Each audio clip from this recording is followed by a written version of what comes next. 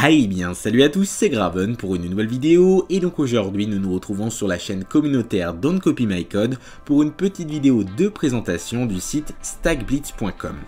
Donc il s'agit d'un IDE online, c'est-à-dire un environnement de développement intégré en ligne, un endroit où vous allez pouvoir écrire votre code. L'intérêt, c'est qu'au lieu d'avoir besoin d'installer des logiciels, des éditeurs de texte et même d'héberger des fichiers, le site s'occupe de tout.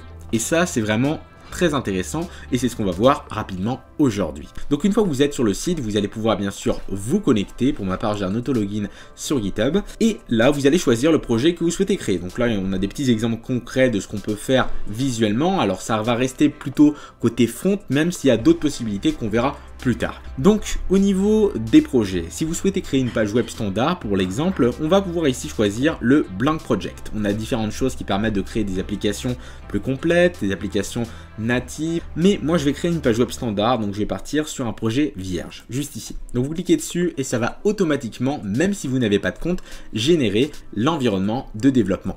Donc jusque là, aucune difficulté et on arrive sur un environnement standard, c'est-à-dire qu'à notre gauche, on va avoir les fichiers du projet. On peut bien sûr rajouter un nouveau fichier avec une extension de notre choix. Par exemple, je vais l'appeler page.html comme ceci. Et ça va naturellement ici générer la page. Vous allez pouvoir écrire votre code. Donc par exemple ici, on va faire une balise P qui va s'ouvrir et se fermer à ce niveau-là. Si j'y arrive, on va mettre bienvenue sur la chaîne communautaire. Comme ceci.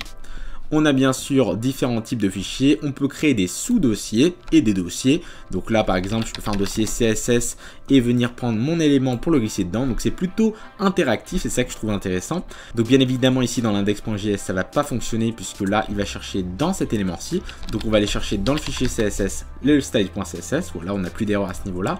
Et ce qui est intéressant c'est qu'on voit le résultat ici en temps réel. D'une part, on le voit en temps réel et en plus, ça nous l'héberge directement sur stackblitz.io. Donc ça, c'est vraiment le point essentiel de pourquoi il est intéressant d'utiliser ce site web. Vous pouvez faire tout ce qui se rattache en fait à l'univers du web. Alors dans mon cas j'ai plus fait du front par rapport à ce site web, mais on peut aussi rajouter d'autres composants et c'est justement là où je veux en venir. On a ici la possibilité de rajouter des dépendances, mais juste de manière très simple en écrivant le nom du package en question. Notamment vous avez une plateforme qui s'appelle Firebase qu'on va pouvoir utiliser pour faire pas mal de choses. En fait Firebase c'est une plateforme de plein de services qu'on va pouvoir utiliser. Alors il y a des services pour faire un système d'authentification, pour faire de la base de données NoSQL, il y a plein de choses et c'est ça qui est intéressant. Donc vous allez juste taper le nom du package Firebase, hop, et il va installer la dépendance. Il vous l'ajoute ici dans le package.json à ce niveau-là avec la version 5.5.8 dans mon cas.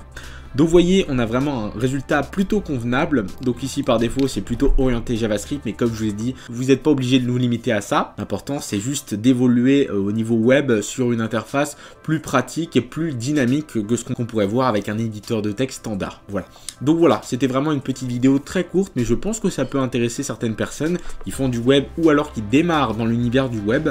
Je vous mettrai bien sûr le lien en description. En tout cas, n'hésitez pas à liker la vidéo, à la commenter, à la partager et bien sûr à proposer votre contenu pour la chaîne communautaire. Vous avez le lien en description qui explique tout ça. Allez, c'était Graven, ciao à tous et à la prochaine. Hey hey.